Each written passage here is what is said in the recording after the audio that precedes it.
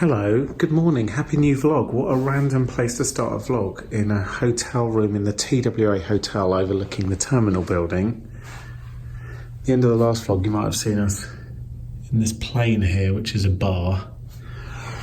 We're leaving New York today. I'll be in Gatwick at midnight, local time. Just taking some of the majesty of this room, like the chairs, retro phone. Lights are nice, the old TWA billboard posters, which they have loads of, and the general fittings and finishes. I mean, there's a lot of alcohol in this room, none of it's free, as you might imagine. Yeah, it's great. So, I might go for a swim. Welcome to another episode of Toby's Stupid Vlog.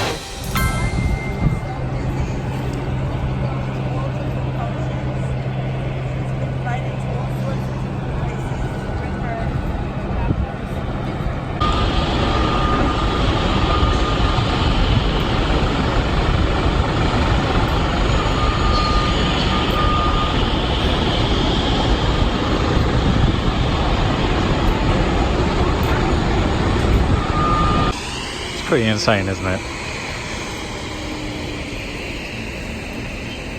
Pool is lovely, like it's warm, it's in the sun. If you like planes, it's great. If you hate planes, it's a terrible pool. Right, we've got to go and get on one of these and leave the country. That's the plan. This train is for airline terminals only. The next stop will be terminals 4, 2, 1, 8, 7, and 5.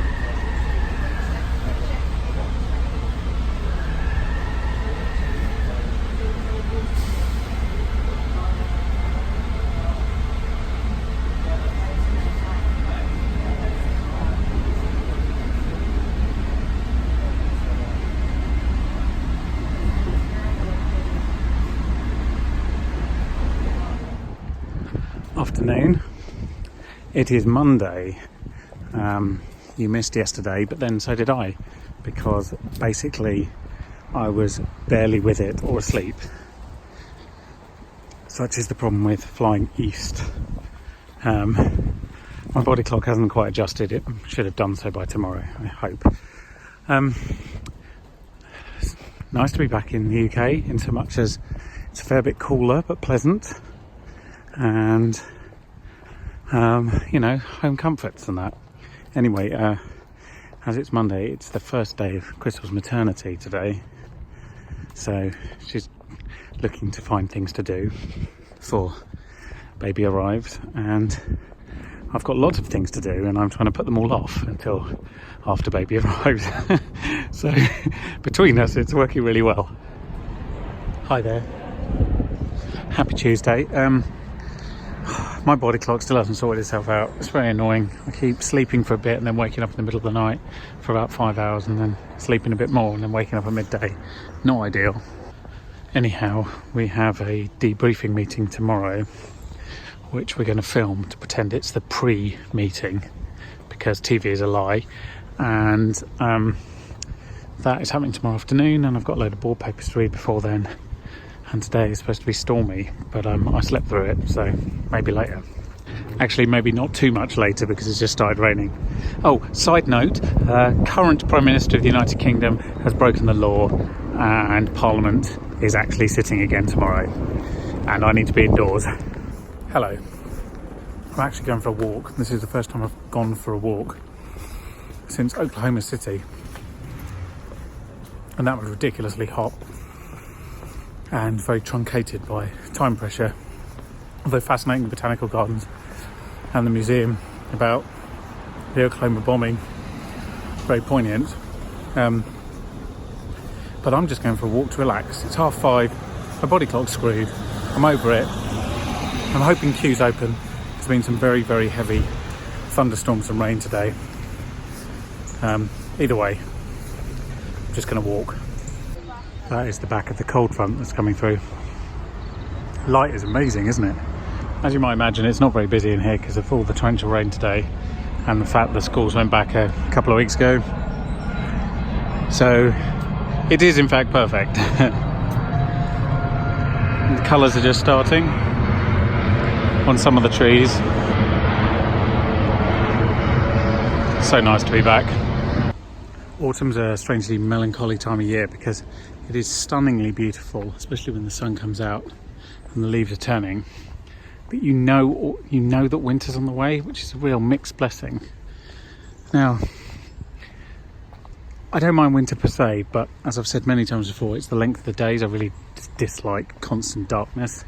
Scandinavians have it much worse, but still, most Mediterranean countries have it much better. So that's mostly what I'm annoyed about, is the fact that it's going to be dark sooner and sooner, and that we insist on using Greenwich Mean Time, even though it's stupid. But autumn can be stunningly beautiful, which I guess is a bit of a trade-off. Let's go and look at some pumpkins. Check out these bad men. Look at that. That is a gourd extravaganza. Home from home. La mia villetta. It's very comforting coming back here. I'm very much looking forward to being able to bring my daughter here in a few weeks, which sounds strange to say out loud, but it is going to be great. Let's briefly talk about Royal Buildings Exchange. This is Nash Conservatory in Kew Gardens.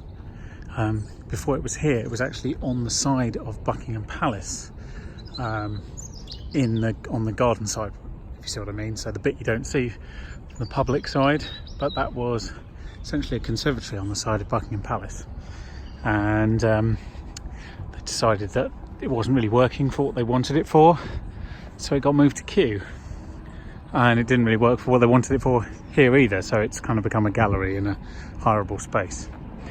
But by contrast, down here past the roundabout, and where the sunset is happening, is Kew Palace, or what remains of it, the Dutch house, the orange bit. Kew Palace used to be much bigger.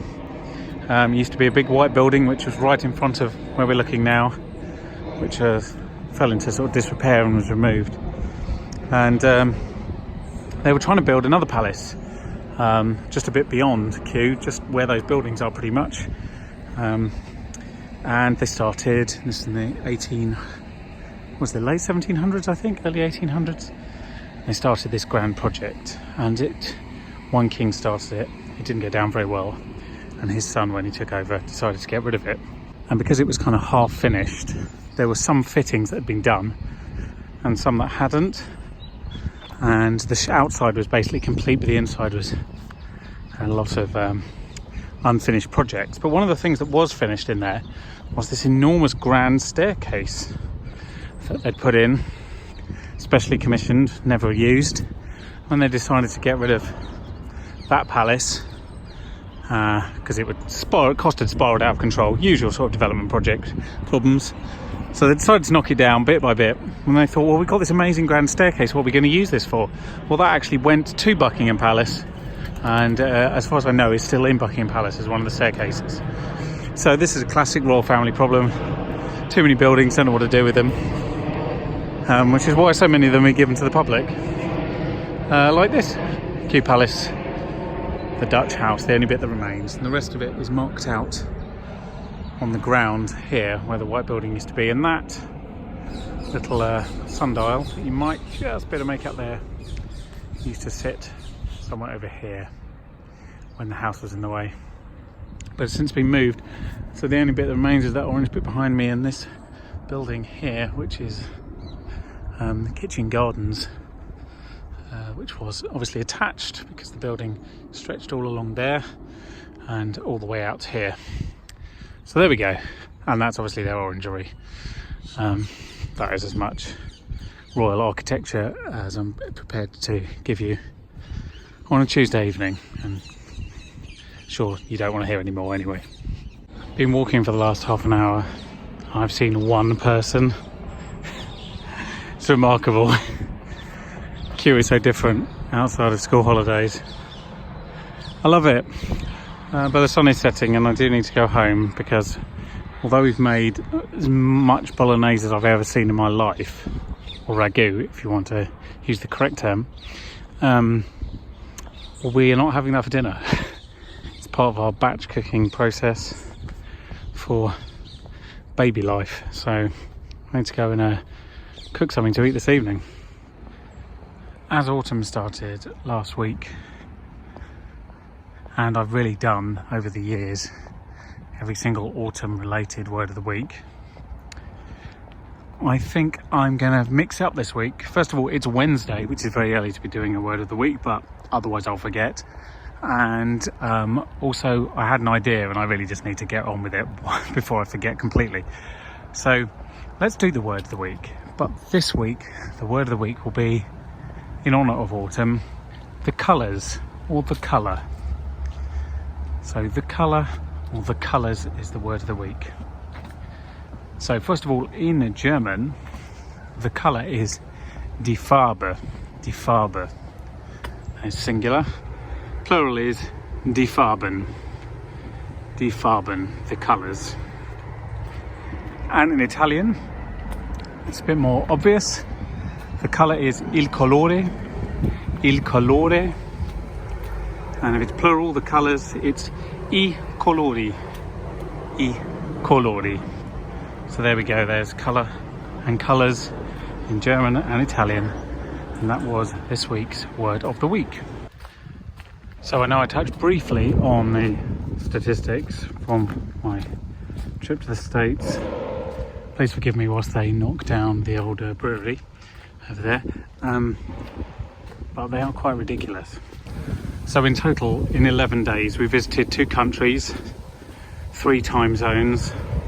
We did that by taking 13 flights on 4 different airlines and staying in 8 different hotels and travelling a total of 14,500 miles. That is why I think I was a bit tired the last couple of days. Oh yes, we also had 7 hire cars if you include the one that we borrowed from the German-Swiss collective. So all in all, a ridiculous escapade. But the problem is, like, travel like that, even when it's that stressful, even when it's that intense, is still addictive. And I come back and I'm just about coming back to reality a little bit, notwithstanding imminent baby arrival. And I'm thinking, oh, wouldn't it be nice to go on a trip? See, that's bonkers, but it is addictive. I've been over the Atlantic in a plane 6 times in the last 12 months, and that's usually more than enough. In fact, in the last 12 months in total, I've taken 33 flights, which is ridiculous, and is more, I think, than I've taken in total in the previous 6 years combined, which is insane. But pretty sure I won't be getting on a plane before April.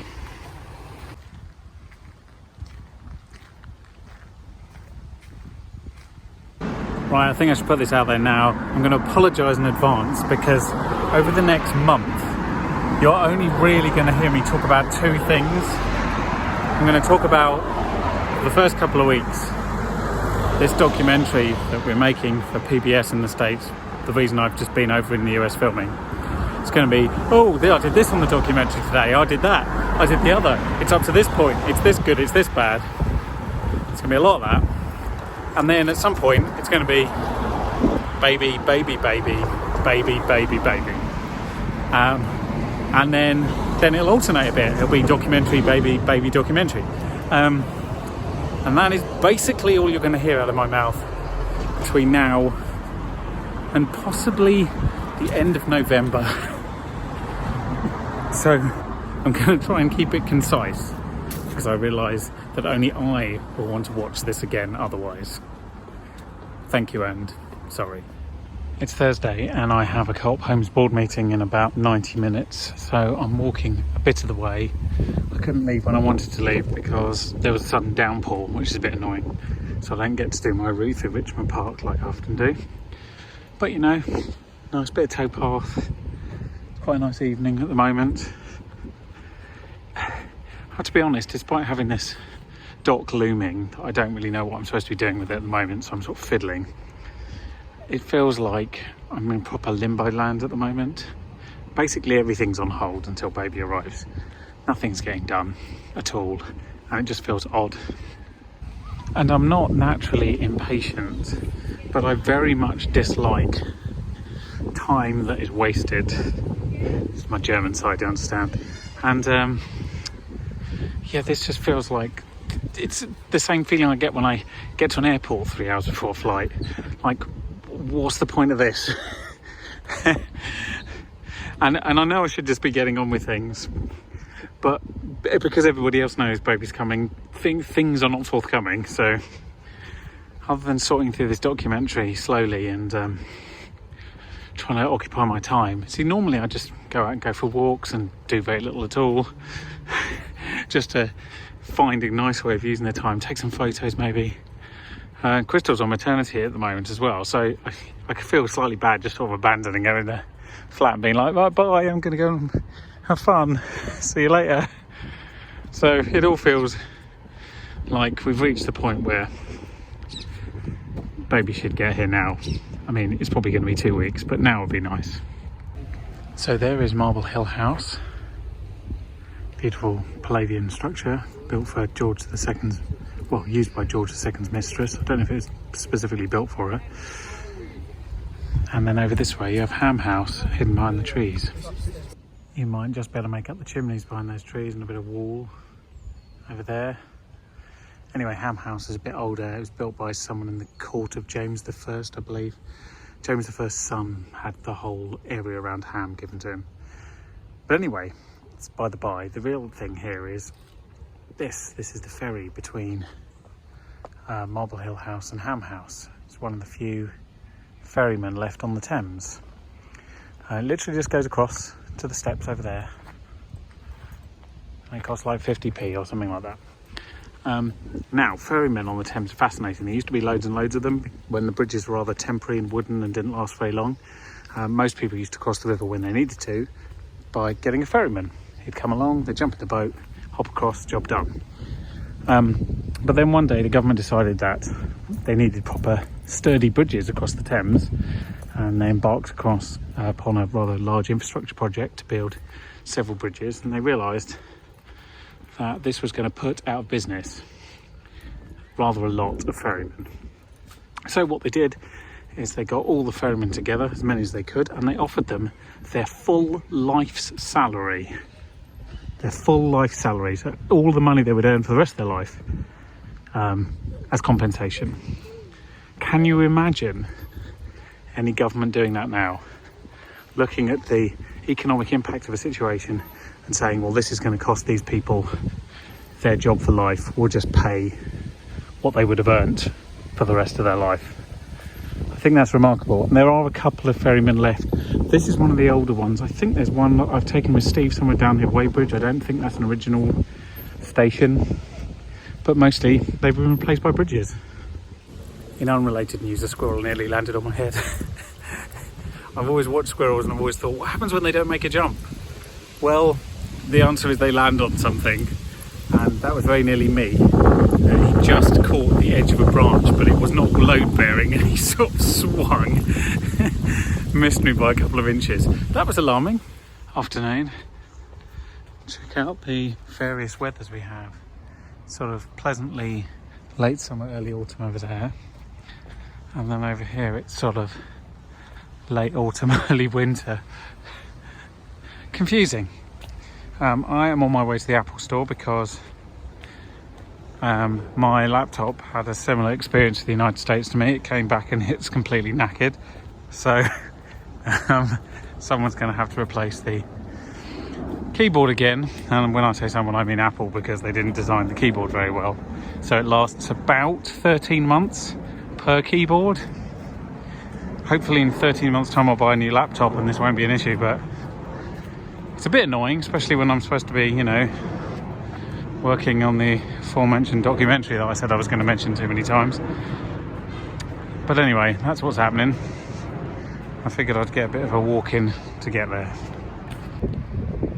Have you ever seen someone who dislikes secure service so much? Probably not. So far we're two all on rain and sun. We're just in the sort of sunny phase at the moment, believe it or not. I'm exhausted. I don't really have a reason why. I'm really tired and I'm really looking forward to sitting on a tube. I basically never say that, so that gives you an idea. Oh, sure it's not going to get better from here.